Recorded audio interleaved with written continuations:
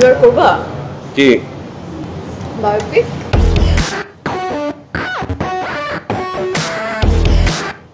না এখন ধরো একটার মানুষ বায়োপিক করবো, কি অসুবিধা?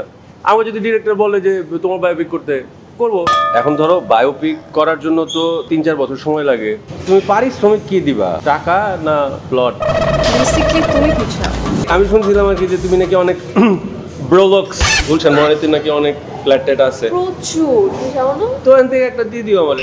আচ্ছা মন্দিরা, তুমি ইন্টারভিউতে বলো যে আমি তোমার ক্রাশ, আমাকে কখনো বেবস বলে ডাকলা না কেন?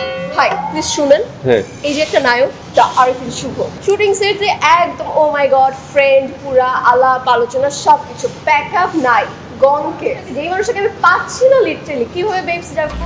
এই যে এখন পাচ্ছ না এসব করলে হবে না, দেখো না। আমি এভাবে চাই না। দেখো না ব্যাব, আমি এত বছর ধরে কাজ করি, আমার বাজার করার টাকা থাকে না।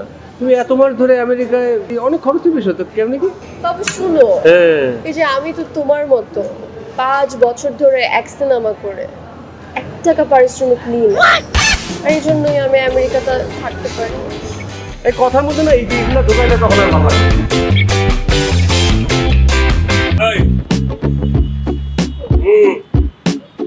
এই যে পাম্পটা কমে গেল। ভালো না বলো। শুধু বানাইছি মানে ইনজেকশন অর সামথিং থাকে না, মানে অনেক কিছু তো অনেকে করতেছে। সো মানে এখন যদি আমি আমার সিক্রেটটা বলে দিই, তারপর সব নায়ক এটা করা শুরু করবে, আমার সিক্রেট কি দেখবা? তুমি কি নায়িকাদের তুমি দড়ি বলিস? দেখো এখন সব নায়ক এটা এখন ফলো করবে। তোকে জীবনে কাউকে ভিডিও টিডিও পাঠাইছো? আমি পাঠাইতে চাই, আমার কাছে কেউ চায় না। অবশ্য তোমার ভিডিও তো লাগবে না পাঠানো, কারণ ইনস্টাগ্রাম আর ফেসবুকে যা আপলোড করো, মানে এরপরে তো ইন্টারনেট গরম, আর তো লাগার কথা না। ভিডিও টিডিও পাঠাও না ভাই, জায়গায় কট খেয়ে যাবে। আর এই ভিডিওর জন্যই অনেক পরিবার শেষ হয়ে গেছে। এক্স্যাক্টলি। আর সেই ফ্যামিলিগুলো কিভাবে শেষ হয়েছে সেই গল্পই দেখবেন নীলচক্রে।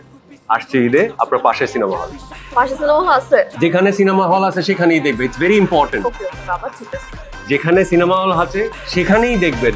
নীলচক্র। Thank you. চালাই আমরা ডাইনে বামে, জায়গা মস্ত রানিং সিন্ডিকেট তোর ভাইয়ের নামে।